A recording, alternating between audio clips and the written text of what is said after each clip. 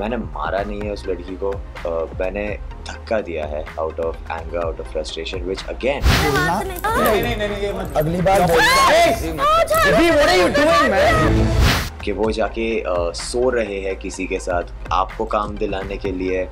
आप बाहर जाओगे तो वो मर गए होगे। मैं गिर गई थी, प्लीज ले लो ले लो ले लो। तू मेरे गर्लफ्रेंड के बारे में बोल रही है?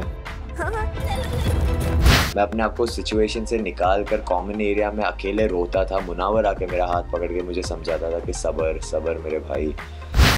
एक लड़की दूसरे लड़की के बारे में इतनी गंदी चीज़ें बोल सकती है, लेकिन अगर मैं उन दो लड़कियों के बारे में के लिए खड़ा हुआ तो मैं गलत हो गया। So many people are saying that it was unfair. People are saying it was fair. क्या कुछ कहना चाहोगे आप? First of all, a big thank you to everyone who has supported me, to everyone who has showered love. I am grateful. I couldn't have asked for anything more. मैंने इतने लोगों के दिल जीते. I know what happened was terrible, and I still apologize for it. But having said that, then I'm not giving any excuses for that. My apology for that is sincere. Having said that, जब मैं बाहर आया, जब मैंने देखा कि the amount of love and support far outweighs the hate. Sorry, I was overwhelmed. मुझे ऐसा लगा कि लोग हैं जो 24/7 देख रहे हैं और उनमें सेंस है। हाँ, कुछ लोग हैं जो उनका भी गुस्सा है कि आपने ये कैसे किया, आपने एक लड़की पे हाथ कैसे उठाया। Again, to all the people who have supported me, I am sorry if I disappointed you guys. जिस तरीके से मैं गेम खेल रहा था, I knew and you guys knew कि ये ट्रॉफ़ी मेरी ही थी। To all the people who are sending hate my way, again I am sorry. लेकिन अगर आप मुझे कहते हो कि आप एक फेमिनिज़म का एंगल लगाते हो और कहते हो कि आप एक लड़के होकर लड़की पे हाथ आपने कैसे उठाया, मैंने मारा नहीं है उस लड़की को, मैंने धक्का दिया है out of anger, out of frustration, which again I am sorry for. एक मोमेंट ऑफ वीकनेस थी। मैं भी इंसान हूँ, एक भगवान का मैसेंजर या एक रोबोट नहीं हूँ कि I will be perfect all the time. But मेरे साथ जो चीज़ हुई थी वो भी गलत थी। Again I am sorry for what I did.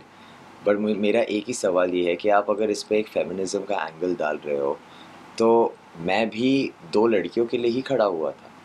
एक जिसने मुझे जन्म दिया है, एक जिसके साथ मैं मेरी पूरी ज़िंदगी बिताने वाला हूँ।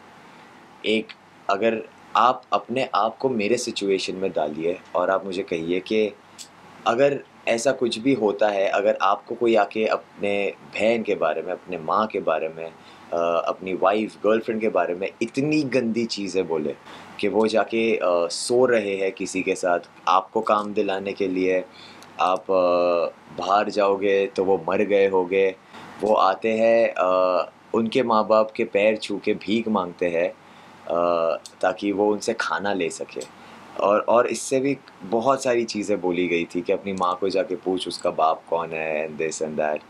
तो मैंने बहुत सारी चीज़ें सही है, बहुत सारी चीज़ें सही है। आप अगर ये सिचुएशन में होते, अगर आप पेशेंट पर्सन है, 4 से 5 बार ले लेते, छठी बार पे आप भी रिएक्ट करते। मैं 2 हफ्ते से ले रहा हूँ। अगर आप 2 हफ्ते को ब्रेक डाउन करें दिनों में, घंटों में, मिनटों में, तो मैंने ये बहुत टाइम तक झेला है, बहुत टाइम तक झेला है। And after nothing being done about it, मैं लोगों को जाके घर में बोलता था, मैं अपने आप को सिचुएशन से निकाल कर कॉमन एरिया में अकेले रोता था। मुनावर आके मेरा हाथ पकड़ के मुझे समझाता था कि सबर सबर मेरे भाई। बट आफ्टर 2 वीक्स जब मैं लोगों को भी बोलता था कि यार कोई इसको रोक लो, ये कैसे कह रही है मेरी गर्लफ्रेंड के बारे में, मेरी माँ के बारे में, मेरे डैड के बारे में, how is she saying such things, कोई नहीं रोकता था उसे, कोई नहीं रोकता था। इनफैक्ट उसको बोलते थे कि भाई वाह, तू तो सबका मुंह बंद करा देती है, छोटा क्या बोलते थे, छोटा पैकेट बड़ा धमाका एंड ऑल ऑफ दिस। तो आप लोग एनकरेज ही कर रहे थे उसको इनसाइड द हाउस। तो मेरा यही सवाल है कि जब टुवर्ड्स द एंड चीज़ें इतनी बढ़ गई, तब आप लोग जाके, जब प्रिंस भी आया एंड यू नो वो भी गुस्सा हो गया. प्रिंस के साथ भी वो she went on his girlfriend his wife and his parents. Prince को 1-2 बार में ही गुस्सा आ गया था. मैं ये 2 हफ्ते से सहता आ रहा हूँ और मैं अपने लिए मैंने स्टैंड नहीं लिया. जब तक मेरे तक चीज़ें थी मैं सहता गया, मैं सुनता गया. पर मैंने भी 2 लड़कियों के लिए, 2 विमेन के लिए ही स्टैंड लिया है जो उस वक्त पर वहाँ पर मौजूद नहीं थे, जो अपने आप को डिफेंड नहीं कर पा रहे थे. अगर हम ये कहते हैं कि man should stand up for women, so I stood up for 2 women. हाँ, शायद मेरा तरीका थोड़ा सा एक्सट्रीम था, फॉर विच आई अपोलोजाइज. अगर मुझे कहा गया कि आपका तरीका गलत था, आपको ये दंड मिलता है उसका 50 उठक बैठक, मैंने किया. एंड मैंने एक अपॉलजी, एक अपने आप को रिडीम करने के तरीके से ही किया. सो तभी भी मेरा मजाक उड़ा रहे थे लोग, पायल, शिवम, ये लोग सब. तभी भी मैंने कुछ नहीं कहा, मैं सहता गया और मैं करता गया. जब मैंने पूछा कितने हो गए, 31 कंटिन्यू, ये भी कहा गया. आई वाज लाइक ठीक है, कर लूँगा. जब मैंने फाइनली 31 के बाद काउंट करके 50 पहुँचा, मुझे वो गार्ड से आया कि 48 ही हुए हैं. I was like okay, not a problem, 2 और बार कर दो. अगर मुझे और 100 बार भी करने कहते थे मैं कर देता, बिकॉज ठीक है, आई नो कि मेरा रिएक्शन थोड़ा सा एक्सट्रीम था, पर जो मेरे साथ भी चीज़ें हो रही थी वो एक्सट्रीम ही थी. अगर हम ये कहते हैं कि mental abuse and verbal abuse on a girl is wrong, तो अगर एक आदमी के साथ मेंटल अब्यूज़ हो रहा है, वर्बल अब्यूज़ हो रहा है, तो is that right? So I think we live in a world of equality, not feminist superiority. तो where are my rights in all of this?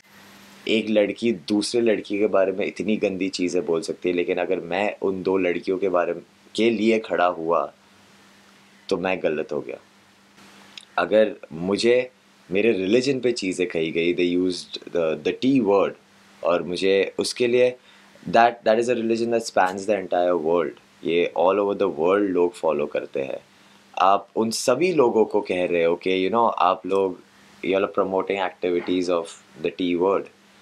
तो अगर आप ये सब कह रहे हो, आपसे तो कोई अपॉलजी नहीं मांगी गई, आपने कोई अपॉलजी नहीं दी. इनफैक्ट टास्क में जब बारी आई, आपने झूठे मन से सॉरी कहा. और ये मैं इसीलिए कह रहा हूँ क्योंकि टास्क में जब आपने अपोलोजाइज़ किया, उसके अगले दिन आपने मुनावर को इसी टॉपिक पे, इसी चीज़ पे वापस सुनाया. I don't know what's the word, खरी खोटी सुनाई, खरी खोटी सुनाई. तो that is what I am saying कि अगर आपने झूठे मन से भी आके मुझे कहा ना, मैंने आपको माफ़ कर दिया. और मैंने कहा इनफैक्ट मैं माफ़ करने वाला कोई नहीं होता. अगर माफ़ करने वाला है तो वो ऊपर वाला है, एंड आई होप वो आपको माफ़ कर दे. आपको अगर फिर भी मेरा पर्सनल चाहिए, I am keeping it in the past. Let's forget and move on and start afresh.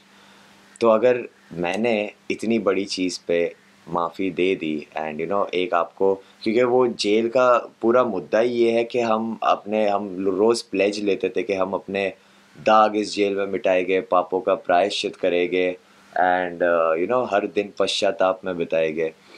तो I gave others the chance to redeem themselves. जब मैंने even when they did not apologise and when they did apologise personally, मैंने कहा it's okay, let's move on from that. तो जब मुझे apologise करवाया गया and during the apology humiliate किया गया, मैंने फिर भी वो किया. उसके अगले ही सुबह आसमां ने वापस मुझे चीज़ें बोली, मैंने उस पर कुछ रिएक्ट नहीं किया, बिकॉज़ मेरा ऐसा था मानना कि यार मैंने शायद थोड़ा सा कुछ एक्सट्रीम कर दिया. ठीक है, let me control it now.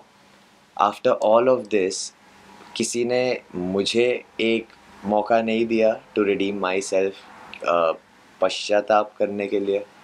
सो या